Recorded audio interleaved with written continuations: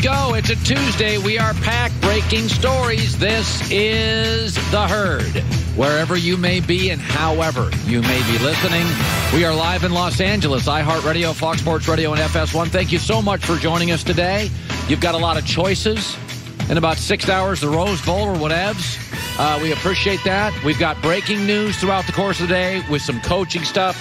I'm working the phone. Joy Taylor is joining me. How are you, Joy? Good morning. Happy New Year. Happy New Year to you. I went to bed at 12:05 Eastern or 9:05 Pacific.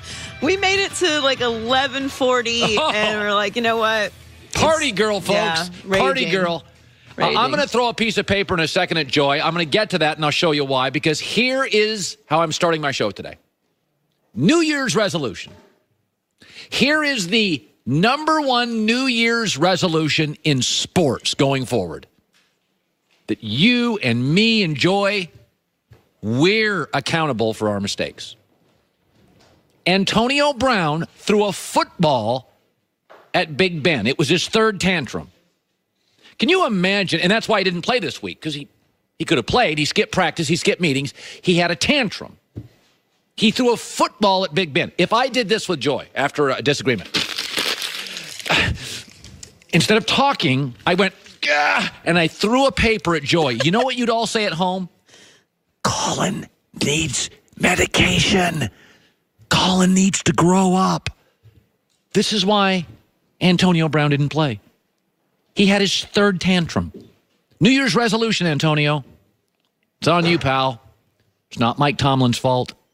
It's not Big Ben's fault. It's not the Rooney family's fault. It's not the GM's fault. It's not the NFL. It's not Roger Goodell's fault. I would ground my 12-year-old son if he threw an object at my 18-year-old daughter. I would ground him. Antonio Brown is a man. He's a 30-year-old man. New Year's resolution, own your mistakes. I know that is zany. You want to blame Instagram, people are mean to you, Facebook, Twitter, want to blame the White House, want to blame Hollywood, want to blame this organization. No. You're a 30-year-old man. You threw a football at a teammate, third tantrum, could have played physically, weren't willing to. By the way, Mike Tomlin, and I've been critical of him, Mike Tomlin has to be concerned about 70 players, 18 coaches. He's got a general manager to answer to. Mike Tomlin has media responsibilities and sometimes charity events. And he's got to worry about a 30-year-old man throwing footballs and pouting. Now, this is going to be a very tough resolution for most of the American media because the media panders to athletes. They always give them an out. Well, it's the culture, it's this, it's that, it's, this opportunity. You can't blame the basketball player, the football player, the baseball player. It's going to be very hard, but it won't be hard for me because I had the kind of parents that held me responsible. And if I have to be a sports parent today, this is on Antonio Brown. And here's the other problem, is that football, you ever heard the saying, of course Joy has, she grew up in a football family, next man up.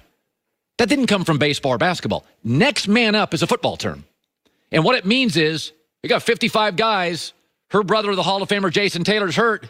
You got to put somebody in. Somebody's got to make a tackle.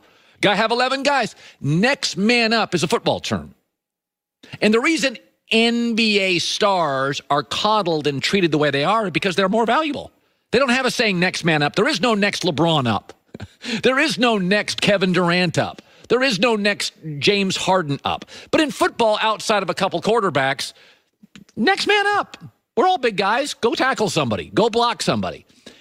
But the Steelers have a very basketball culture. It's very star-driven. It's very dependent on stars. And that works in the NBA because you can't replace Kevin Durant or LeBron or Steph Curry. But this is a cautionary tale. Alabama and the New England Patriots are next man-up football programs, and they're dynasties. Between Alabama and New England, they are not beholden to the star player. They're not. Between the two of them, it's a 25-year college and pro football dynasty. The system is bigger than the player, and it's always been bigger than the player in football.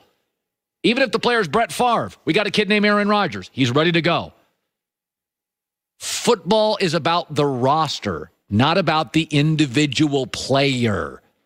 And Pittsburgh has become increasingly reliant on a star running back or a star quarterback or a star wide receiver.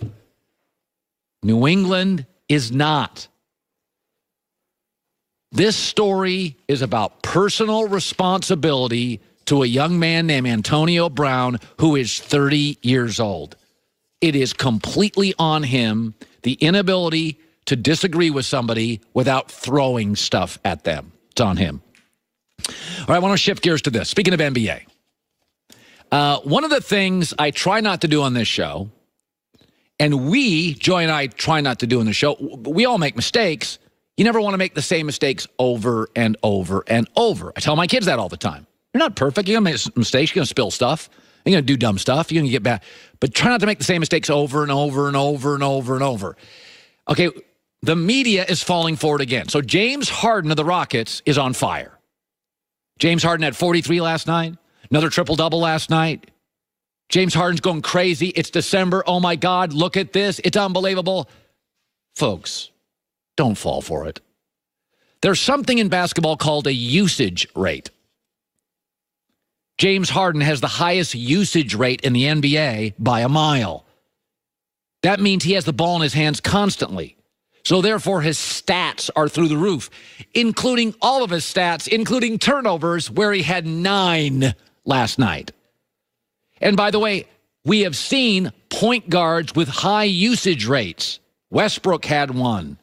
Harden has it. John Wall has it. And those guards that drive to the basket in October and November and December and January and February and March, and James Harden drives to the basket and gets hammered by bigger athletes and gets knocked to the ground, and he's a smaller guy compared to a 6'8", 240 guy. And what happens? They wear down.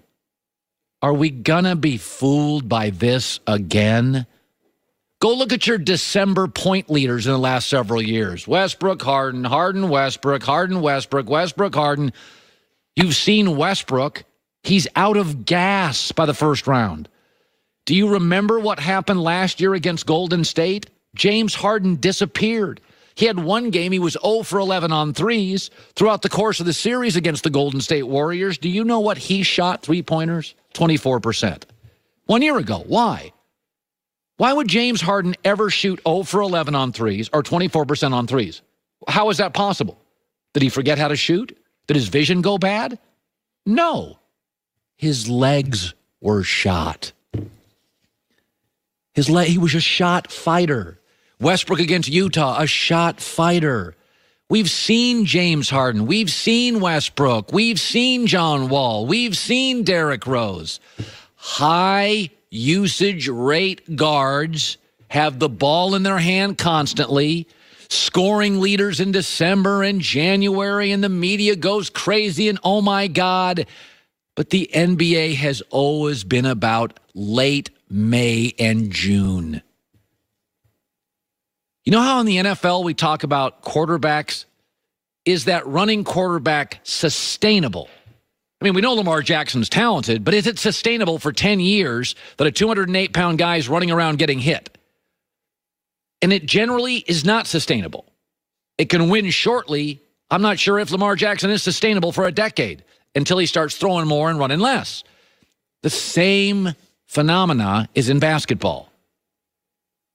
Harden, Westbrook, Wall, this massive usage rate gets you massive numbers in December and January. And the little guys are worn down by June. You want to know what's sustainable? Because everybody's freaking out today about James Harden's last 10 or 11 games. He's averaging 35. It's the most amazing thing. I've seen this story on and on. LeBron James' last 11 finals games. This is at the end of the year. LeBron James' last 11 games in the finals. This is what you call sustainable. 34 points, 13 rebounds, 10 assists, and his field goal percentage goes up. You ever notice that LeBron's not the story of the league in December and January?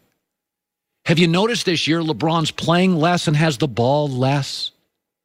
Have you noticed that? Because LeBron is sustainable. He's not trying to win December. He's not trying to win January. In fact, January has been LeBron's worst month in his career. Always January. We're falling for it again. Here's your December point leaders the last 5 years. 2 guys, and it's ended the exact same way. They are out of gas by May. And when you talk about the greatest players of all time and you talk about Michael Jordan and I say 6 for 6, is that about December? Nah, brah. It's about June. What James is doing is amazing. Seen it before. We'll see it again. High usage rate equals remarkable December, January stats. And come May and June, the Warriors will be in the finals. And James Harden and Westbrook and the usage leaders will not. All right, good stuff today. The USA Today, we've got 8 different job openings in the NFL. I was on my phone yesterday. I'm just going to throw this out there. I'm just going to throw a name out there that's not getting talked about. I'm going to do that around the corner. There is a coach out there that has success that's really good. He's a very good coach. People think he's not interested. I'm told he's interested. That's coming up next. He could solve your football problems in the NFL.